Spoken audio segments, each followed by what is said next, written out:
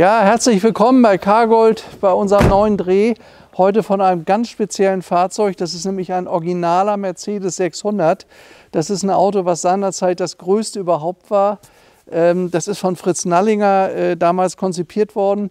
Mercedes hat damals, Herr Nallinger, gesagt, pass mal auf, es war im Jahr 1955 übrigens, bau bitte das beste Auto der Welt. Mach alles technisch da rein, was möglich ist. Dann haben die 1955 damit begonnen. Ab 1960 war dann klar, welche Karosserie man nimmt. Also diese völlig modern anmutende Karosserie. Zu dieser Zeit gab es ja noch einen Adenauer Mercedes, werdet ihr euch sicherlich daran erinnern können. Und dann hat man 3 Jahre lang Probefahrten gemacht mit dem Wagen, bis er dann im Jahr 1963 ist er dann bei der internationalen Automobilausstellung präsentiert worden. Er hatte alles, was Autos damals noch nicht hatten in der Regel. Er hatte Scheibenbremsen, er hatte ein Automatikgetriebe, er hat eine Luftfederung gehabt. Also das Auto war technisch wirklich auf einem sensationellen Stand. Und damals das ist ein Auto, das ist ein Repräsentationsfahrzeug von Mercedes gewesen für Politik und die weltweite Elite. Papst hat sich so einen Wagen auch bestellt. Ich lese euch nachher mal vor, welche Leute diesen Wagen besessen haben. Und ich möchte euch jetzt einfach mal zeigen, was da an Hochwertigkeit seinerzeit gebaut wurde. Vielleicht mal hier zu unserem tollen 600er. Das Auto befindet sich in deutscher erster Hand. Das heißt, unser Eigentümer, das ist ein Sammler, der hat das Auto aus erster Hand gekauft. Und zwar, Vorbesitzer war Rotkäppchenkäse. Und als der Herr, der Eigentümer dieses Unternehmens dann verstorben ist, hat dieser Wagen 10 Jahre im Kühlhaus gestanden. Jetzt zeige ich euch mal, was dabei dann rauskommt. Und zwar, wenn du mal kurz mitkommst, Paul, wenn man hinten guckt, der Wagen hat größtenteils ja noch den ersten Lack, sieht man, dass er hier überall ganz fein gerissen ist. Ich meine, darüber kann man sich jetzt beschweren, das ist halt eben der erste Lack. Und überhaupt diese Farbe finde ich absolut sensationell. Die war sehr selten auf dem Auto. Das ist so Tunis-Beige Metallic, das sieht aus wie ein ganz feines Gold. Es ist nicht das kräftige Gold. Also wir wissen auch, dass dieses Auto einige Mängelchen hat, das ist uns vollkommen klar. Und bei der aufwendigen Technik, was hier seinerzeit verbaut wurde, kann es gut sein, dass man in diesen Wagen 50.000 bis 100.000 Euro investieren muss. Aber was man dafür bekommt, ist ein deutsches Ersthandauto, was sich im völligen Originalzustand befindet und was eine Farbkonstellation hat, die absolut toll ist. Und ich zeige euch jetzt mal im Detail, wie hochwertig Mercedes so einen Wagen seinerzeit gebaut hat. Also, ich mache hier mal die Tür auf. Der Chrom, der befindet sich bei diesem Auto immer noch in einem hervorragenden Zustand. Das könnt ihr hier sehen. Es ist also auch, die Türränder waren damals in Chrom eingefasst. Man hat einfach das Teuerste gemacht, was möglich war. Schaut euch mal hier die Türinnenseiten an. Auch alles aus Chrom. Also was sowas seinerzeit gekostet hat, das kann man sich ja ungefähr vorstellen. Dann hat der Wagen dieses wunderschöne dunkelgrüne Leder oder das heißt Olive, wenn ich das richtig weiß. Und dieses irre Wurzelholz, was immer noch in einem ganz tollen Zustand sich befindet. Also immerhin ist das Auto aus dem Baujahr 1967. Schaut euch das mal an. Also das muss auf keinen Fall restauriert werden. Was leider ein bisschen angegangen ist, ist hier der Teppichboden. Das ist alles noch die Originalware. Ich weiß nicht, ob man den originalen Teppichboden aus der Zeit noch irgendwie beschaffen kann. Aber das originale Leder, was sich in einem so tollen Zustand befindet wie hier, kriegt man nicht mehr. Roseleder wird nicht mehr hergestellt, das ist verboten. Ich setze mich mal kurz in den Wagen hinein, um das einfach mal weiter zu sagen. Schaut euch das mal an. Es ist alles aus Chrom, also wo man da guckt, und das ist alles in einem wirklich hervorragenden Zustand. Dann das gesamte Holz hier vorne, das ist ja Wurzelholz von allererster Güte. Schaut euch das mal an, das hat keine Risse, das ist nicht verblichen. Das hat eine Qualität, die ist einfach sensationell. Dann hier ist die elektrische Heizung, die es damals gab. Der Rest war ja hydraulisch bei dem Auto. Das ist ganz, ganz wichtig. Schiebedach ist hydraulisch bewegt worden. Also elektrisch ist immer ein bisschen lauter, hört man was. Schiebedach, das hört man überhaupt nicht, wenn es hydraulisch bewegt wurde. Das gleiche gilt für die Fenster, hier aber auch Hydraulik. Und das ist auch zugleich beim 600 das Problem, wenn die Hydraulik nicht gut gewartet ist, macht sie Schwierigkeiten. Das muss man wissen. Ich mache mal kurz hier den Deckel auf. Schaut euch das mal an hier.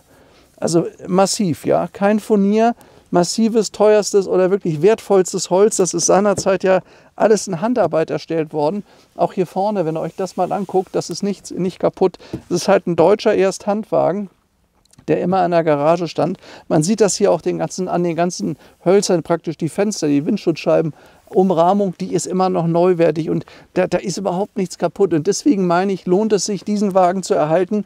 Man muss sicherlich einiges Geld hier in die Hand nehmen, aber die Qualität und das, was der Wagen hier bietet, das ist, glaube ich, einmalig. Also ich habe schon diverse 600er verkauft. Wenn die mal restauriert sind, ist das auch schön und gut, aber dann ist der Witz so ein bisschen weg. Und das innen, das ist so toll original. Ich mache jetzt mal kurz hinten die Tür auf. Schaut euch das mal an, also er hat überall diese feinen Risse, sieht man nur gegen das Licht teilweise, weil er so lange in diesem Kühlhaus gestanden hat, aber das ist halt eben original. Und schaut euch das mal an hier, also das ist ja von einer Güte und einer Qualität. Mercedes hat kein anderes Auto so hochwertig gebaut wie den 600er. Es sind von dem Auto 2500 Exemplare gebaut worden seinerzeit. Gab da noch 500, also von der normalen viertürigen Version. Dann gab es noch ungefähr 60 Landaules. Auch der Papst hatte so ein Auto, als die Queen 1964 Deutschland besucht hat, auch in einem Landaulet, oder 1966 war das, glaube ich. Ach ja, und der Wagen ist 1967, wie gesagt, gebaut. Ihn gab es seit 1963 und insgesamt produziert wurden die Autos bis 1981. Interessant ist, dass in diesen 18 Produktionsjahren Mercedes niemals das Antlitz dieses Autos verändert hat. Man hat etwas andere Radkappen drauf gemacht und es gab dann 1969 eine Gesetzesänderung. Bis zu dem Zeitpunkt waren die Rücklichter hier auch noch rot und das musste dann gelb gemacht werden. Das ist möglicherweise hier verändert worden, das hat er schon. Aber das ist dann auch alles. Also man hat bis 1981 den Wagen so weitergebaut und man kann wirklich sagen, dieser Wagen ist eine Ikone des Automobilbaus. Also da ist so viel Qualität verarbeitet worden. Mercedes hat ja seinerzeit auch riesige Verluste gemacht. Das war halt eine reine Imagegeschichte. Aber schaut euch das mal an. Also ich mache das hier mal auf. Der Wagen hat im Interieur eine Güte. Das fasziniert mich total. Das ist alles massiv und echt authentisch gearbeitet. Also das ist einmalig und natürlich, also wir wissen, das Auto ist, man kann vielleicht sagen, im Zustand 3, würde ich jetzt mal sagen, auch an der Technik muss was gemacht werden. Mir ist aufgefallen, dass der Motor sehr, sehr gut läuft. Übrigens das Aggregat, das kann ich euch gleich mal sagen, das ist ein 6,3 Liter Aggregat mit 250 PS. Das hat nur der Motor 400 Kilo gewogen, das muss man sich mal vorstellen. Also ja, hier ist dieses Prachtstück. Also ich finde den Wagen einmalig, deswegen haben wir noch rausgeholt. Wir haben aber jetzt heute keine Fahrt gemacht, weil ein bisschen uns die Zeit gefehlt hat. Der läuft aber gut. Es muss auch hier was an der Luftfederung gemacht werden. Wie gesagt, der Wagen hat lange gestanden. Jetzt hält er schön die Luft, aber wenn man das Auto 3-4 Tage stehen hat, dann sackt er wieder runter. Das ist halt so.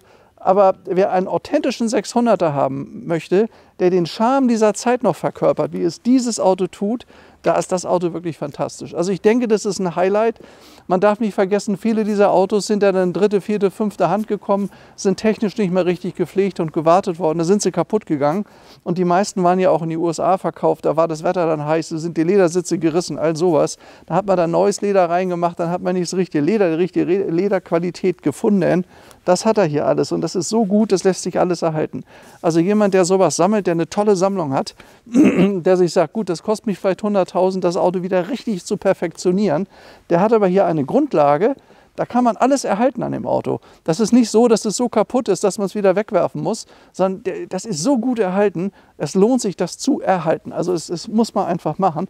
Und dann diese wahnsinnig schöne Form, mit dieser tollen Farbe, ich finde das klasse. Übrigens, für die Gäste im Fond, schaut euch das mal an, da konnte man das Radio da hinten, das war der absolute Luxus in der Mitte der 60er Jahre, von hinten bedienen. Vorne gab es keine Kopfstützen, waren ja meistens Chauffeure. Hinten die Herrschaften hatten Nackenrollen, wie ihr hier vorne sehr schön sehen könnt. Ja, jetzt muss ich mal gucken, normalerweise, wenn man den Heckdeckel hinten öffnet, muss man drücken und dann geht er eigentlich auf. Ja, das funktioniert, er geht auf, aber man darf ihn dann nicht mit der Hand zumachen. Das macht er auch wieder automatisch, muss sehen, dass man da die Finger nicht dazwischen hat. Muss man auch wieder Höhe drücken, dann geht er auf. Hier ist übrigens aus der Zeit das originale Reserverad noch drin mit den Beschreibungen. Da ist noch der originale Teppichboden von damals verlegt. Werkzeugkasten da hinten, also alles original Daimler-Benz. So, ich muss da kurz einen Traktor vorbeifahren lassen, dann verstehen wir uns auch wieder. Ja, so hat Mercedes damals gebaut. Also wie gesagt, zumachen, wieder hier drücken und wumm, das Ding ist zu gewesen. Alles hydraulisch. Viele Leute kennen sich damit aus und machen dann so und dann gibt es Schwierigkeiten. Also ich finde diesen leicht gerissenen Lack auch einmalig. Der rostet ja nicht. Aber das ist eben von dieser Kühlhauslagerung bei minus 10 Grad. Die Gardinen haben ein bisschen Schaden genommen. Ich weiß nicht, ob da Motten drin waren oder was. Sonst haben wir da keinen Mottenbefall gesehen. Das Auto hatte ja seinerzeit Gardinen. Die sind, wie gesagt, nicht ganz in Ordnung. Ich glaube, hier muss ein richtig toller Restaurator an, der das Gefühl hat für alte Materialien, der die Verbindung hat, der erfühlt, was man mit dem Auto macht. Also den Wagen einfach nur einen großen Restaurierungsbetrieb zu geben und das machen zu lassen, das wäre viel zu schade bei dem Auto. Das Auto gehört in eine ganz behutsame Hand und das muss auch jemand kaufen, der jetzt nicht sagt, ich gucke auf 20.000 Euro. Dafür ist das falsche Auto. Aber also ich kann euch mal sagen, ich habe einen Bekannten, der hat einen großen Mercedes-Betrieb und da wissen wir, da hat Daimler-Benz so ein Auto restauriert gerade. Im Werk ist das gemacht worden. Dafür sind bezahlt worden 1 Million Euro. Da ist alles neu gemacht worden. Natürlich hat der da einen Neuwagen da stehen. Aber den Charme dieses Autos, das ist weg. Der Zauber dieses Autos, was so ein 600er Mal hatte, den dieser immer noch hat, habt ihr nicht, wenn ihr es noch machen lasst. Es kostet so viel mehr Geld. Also wenn der am Ende gemacht ist, mit Preis und mit allem, liegt er vielleicht bei knapp 400. Das ist viel Geld, aber für ein top deutsches Originalauto ist das mit Sicherheit nicht zu viel. Also ich habe jetzt alles zusammengerechnet, die Reparaturen, die wahrscheinlich rein müssen. Kann auch sein, dass es nur 3,50 kostet, das weiß ich jetzt nicht so genau. Aber das Auto ist sicherlich absolut einmalig. Ich möchte mal Folgendes machen. Das kann ich mir nämlich nicht ganz bemerken, aber es gibt hier so eine Auflistung, wer alles dieses Auto besessen hat. Und das möchte ich euch mal vorlesen. Daran sieht man nämlich, dass, glaube ich, seinerzeit war ja Rolls-Royce sicherlich ein Gegner von Mercedes oder ein Konkurrent, nennen wir es mal Konkurrent. Aber die haben eins geschafft, das war epochal. Man hat damals das Beste technisch auf die Welt gestellt, was es gab. Und wenn man sich den Wagen heute noch anguckt, der steht richtig im Rahmen. Das ist wirklich ein tolles Ding, also finde ich. Überall der Chrom in den Türen, also was man da alles an Luxus verbaut hat, mit einer Solidität und mit einer Qualität, wenn so ein Auto ordentlich gepflegt wurde, ist der immer noch wie dieser hier bis heute in diesem tollen Zustand.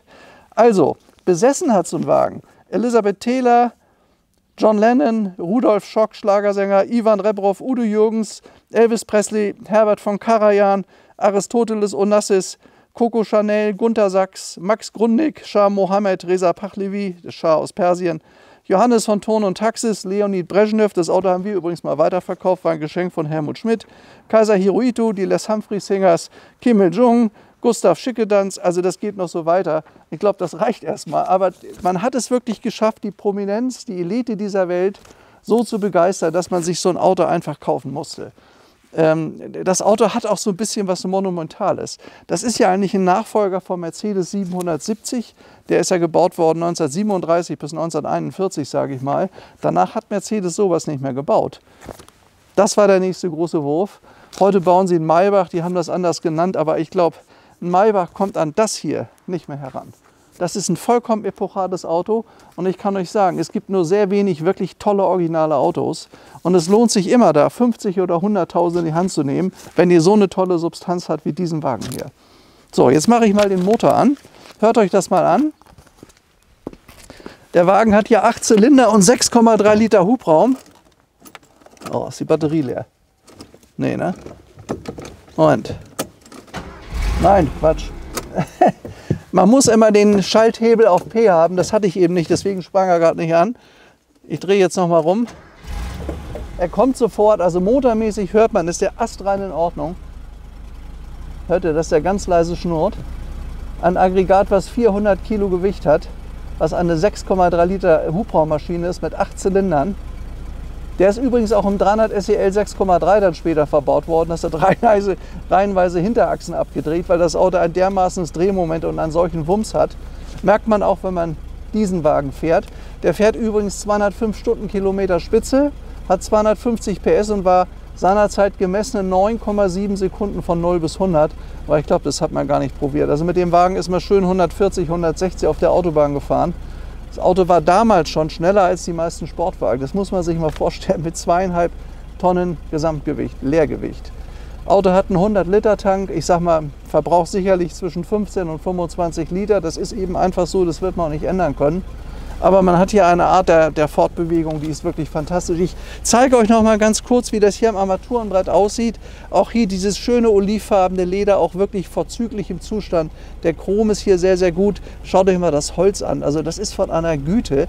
Man hat hier sogar noch diesen feinen Kordrand drunter gesetzt. Oben drüber ist noch eine Holzleiste.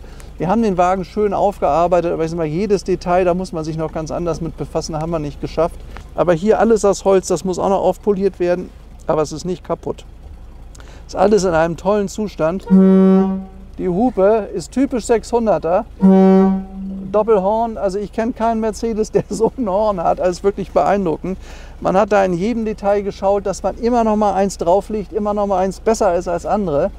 Und deswegen hat dieser Wagen fast 20 Jahre weltweit so einen Erfolg gehabt. Auch die ganzen afrikanischen Potentaten, die es gegeben hat, jeder musste einen 600er fahren. Den Wagen gab es ja auch in der Langversion mit 6 Türen, mit 4 Türen. Da war der Wagen 6,65 Meter. Dieser hier ist 5,54 Meter. Also für alle die, die eine normale Garage haben neben einer Doppelhaushälfte, das passt nicht. Da passen 5,10 Meter, der ist 5,54 Meter. So lang ist so ein 600er. Also einfach toll. Und ich kann euch sagen, es riecht hier schön nach diesem alten Leder. Es ist irre, hier zu sitzen. Also ich würde mal sagen, unser Kameramann Paul, setz dich mal einfach auf den Fahrersitz und zeig doch einfach mal, wie toll das aussieht, wenn man da drinnen sitzt. Meistens waren das ja Chauffeure, die dann da gesessen haben, die sich das angeschaut haben. Diese gewaltige Front von diesem Wagen, das ist wirklich beeindruckend. Und dann diese allerhöchste Qualität in der Verarbeitung. Das ist ja alles per Hand gearbeitet worden. Ich habe das mal gesehen in einem Film, auch das Dach, das wurde per Hand geschliffen, dann draufgesetzt. Also es ist ein Aufwand betrieben worden für so ein Auto, der war wirklich sensationell. Ja, ich habe jetzt mal hinten Platz genommen im Fond. Dieses schwere Leder, ich klappe hier auch mal kurz die Armlehne hinaus. Also so ein schweres Leder, was auch so gut gepolstert ist, kenne ich bei heutigen Fahrzeugen nicht. Man hat hier Platz, ihr könnt das sehen, da vorne, wo ich jetzt meine Füße drauf habe, sind entsprechende Fußstützen unten drunter. Hier vorne wahrscheinlich sogar, dass man eine bessere Sicht hat, hat man die Kopfstützen ganz weggelassen. Hier auch die entsprechenden wirklich massiven, dicken Armlehnen aus diesem tollen rosa Leder. Gibt es leider so nicht mehr. Hier oben Haltegriffe aus Leder, schön lang, konnte man sich toll festhalten. Hier auch nochmal eine Einlageleiste aus Wurzelholz, da unten drunter Kord. Das ist alles noch hervorragend erhalten, das muss man überhaupt nicht renovieren. Das ist in einem super Zustand und vielleicht sollte sich Paul auch mal kurz neben mich setzen und mal kurz nach vorne filmen. Was für ein tolles Gefühl das war, wenn man in dem Auto hinten gesessen hat. Welche Anmutung das hat, weil der Wagen war ja wirklich mit einer Größe von 5,54 Meter, also ein richtiges, schweres, großes Kaliber. Aber die Anmutung, das war majestätisch. Also man hat ein majestätisches Gefühl, wenn man hier hinten sitzt. Wie man sitzt, diese weichen, schweren Ledersitze, das ist einfach klasse. Und genügend Platz, schaut euch das mal an. Das haben wir alles erklärt. Hier gab es auch einen Zigarettenanzünder hier hinten, falls man rauchen wollte. War ja in den 60er Jahren noch sehr modern. Das hat hier dann so ausgesehen. Hier war der Aschenbecher hier vorne. Hier auch durchdesignt die schönen Türgriffe. Hat ja auch sehr, sehr schick alles auszusehen. Und alles Chrom, nichts aus Plastik. Wenn ihr euch die heutigen S-Klassen und 7er BMWs, wie die alle heißen, das ist alles kein Chrom. Das ist irgendein Plastikzeug, wo man irgendwas drauf fotografiert hat. Aber der Preis, der ist der gleiche wie damals, so ungefähr. Das ist halt eben bei dem Auto hier nicht der Fall. Wenn das hier erhalten wird, das ist auch in 100 Jahren noch toll. Es muss halt nur gut erhalten werden. Und das ist möglich. Und das ist bei den Materialien, die heute verwendet werden, kaum noch möglich. Ja, ein Auto, was mich wirklich begeistert. Das ist einmalig, der Wagen. Auch hinten, wenn man hier mal guckt, diese tollen Kopfstützen, natürlich auch aus Leder. Es sind ja hier alle Details bei dem Auto eingefasst in edelsten Hölzern. Da oben die Leselampe in der Ecke, auch zum Zuziehen für die Passagiere hinten eine Gardine. Dann hier oben dieses riesige Licht.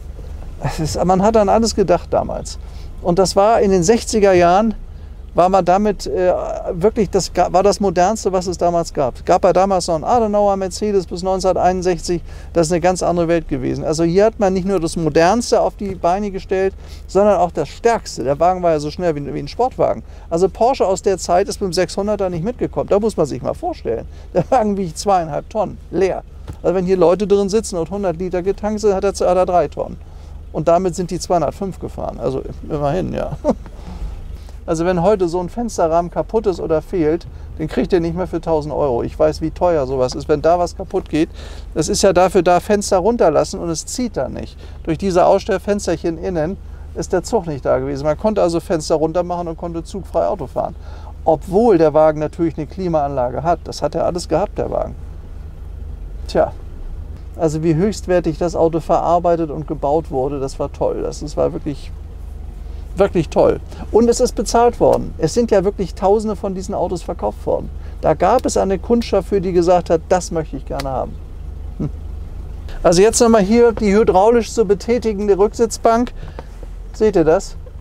Und damals hatte man schon den Luxus, dass man entsprechende Komfort an der Liegesitze, will ich es nicht ganz nennen, aber man konnte sehr entspannt fahren.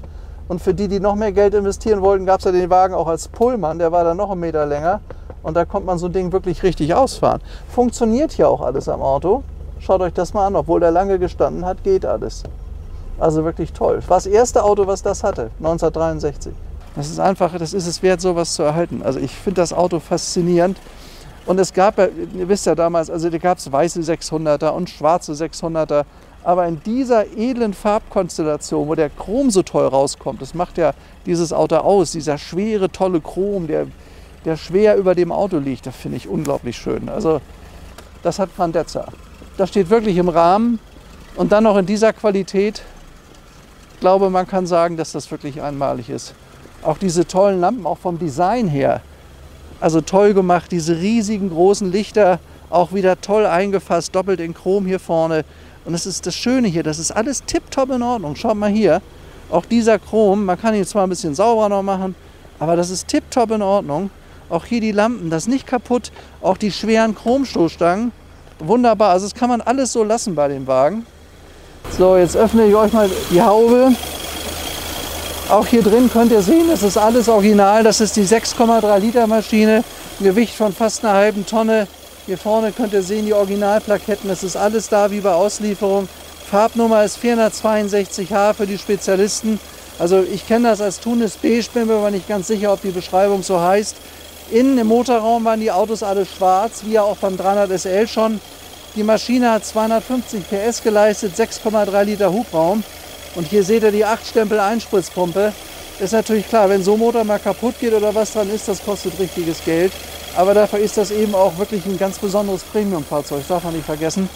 Tja, er läuft wunderschön, er ist wunderschön original beieinander.